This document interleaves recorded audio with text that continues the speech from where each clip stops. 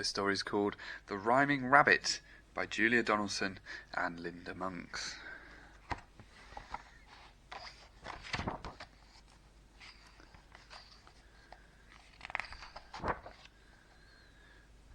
The rhyming rabbit was sitting with his family in a grassy field. All the other rabbits were eating the grass, but Rhyming Rabbit was making up a poem about it. Grass is growing all around.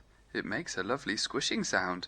It looks so green, it smells so sweet, and, best of all, it's good to eat. "Stop rhyming! Start eating!" said the other rabbits.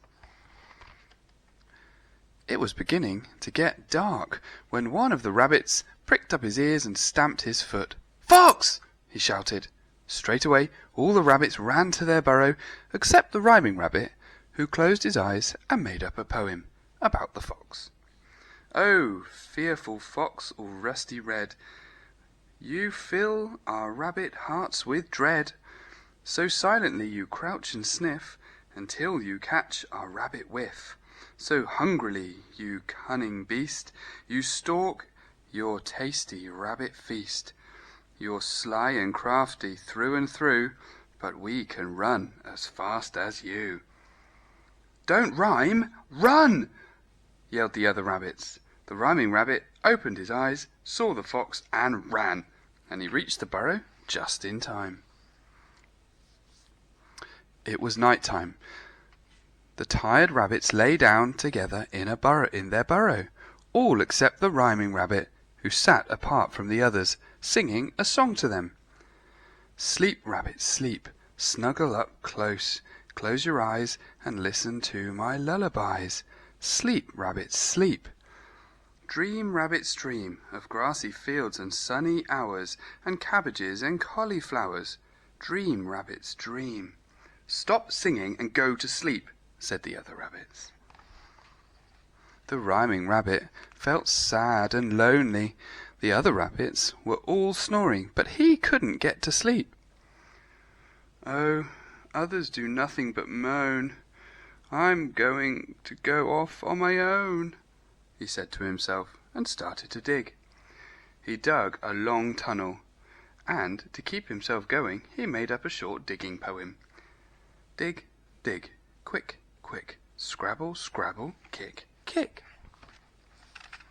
The tunnel led him up and down, and round the corner where he met a worm. Rhyming Rabbit stopped in his tracks and made up a new poem. "Wonderful worm, deep in the soil, why do you wiggle and curl and coil? Where are you going? Where have you been? And how do you manage to stay so clean? How do you manage to shake like that from long and skinny to short and fat? And one more thing that's been bothering me, how can you bear to eat earth for tea?" But the worm said nothing. He had no ears, so he couldn't hear the poem. Round the next corner the Rhyming Rabbit met a mole. The mole's eyes were very small, but he did have ears. Maybe he would enjoy a spot of poetry. The Rhyming Rabbit stood on his hind legs and began to recite. "Marvellous mole is black as coal, with shoveling toes and pointed nose. You snuffle around beneath the ground. You're practically blind, but never mind. At least you can hear, so lend an ear, and hear when I say, moles rule, okay?" "Be quiet," said the mole. "I'm looking for worms." Rhyming Rabbit felt very lonely, but he carried on digging. He dug and dug, till he met a centipede. Straight away he thought up his best poem yet. "Oh, centipede with 100 legs, supposing you laid 100 eggs, and supposing the baby centipedes had 100 legs like their mum and dad, how many legs would that be? And supposing the baby centipedes grew and they each had 100 eggs like you, and all of the new little sisters and brothers had the same number of legs as the others, how many legs would that be?" "Shut up," said the centipede. "I hate sums." Rhyming Rabbit felt sadder and lonelier than ever. He felt hungry too. He dug his way out of the earth and into the open air, and found himself on a hill. The grass was covered in dew. It tasted delicious. The rhyming rabbit ate and ate till he felt much better. Then he gazed up at the night sky and made up a new poem. O midnight blue, O velvet sky, O silver stars so bright and high, O yellow moon so clear and full, that shines on trees and grass and... The rhyming rabbit couldn't think of the rhyme for full. He stopped and scratched his head.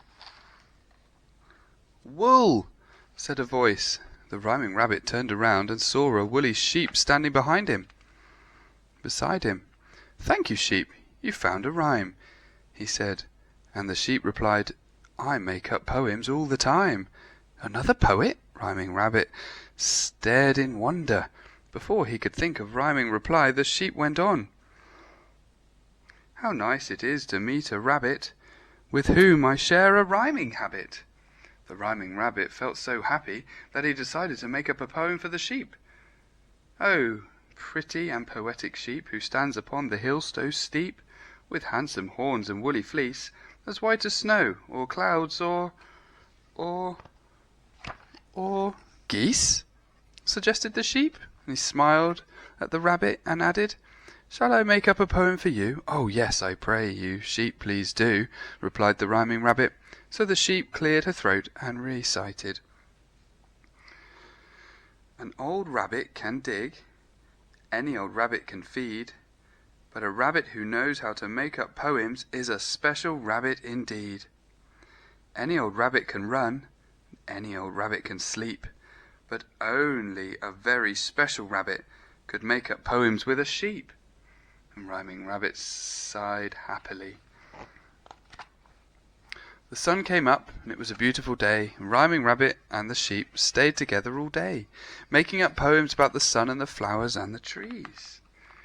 As evening fell and their shadows grew long, the rhyming rabbit remembered his family back in the burrow, and he said to the sheep, The others must be getting worried. Goodbye, dear friend, it's time I hurried.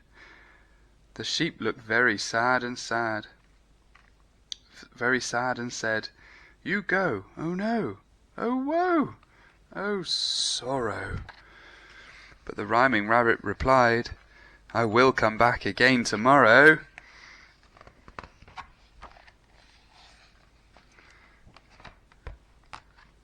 And that's the end.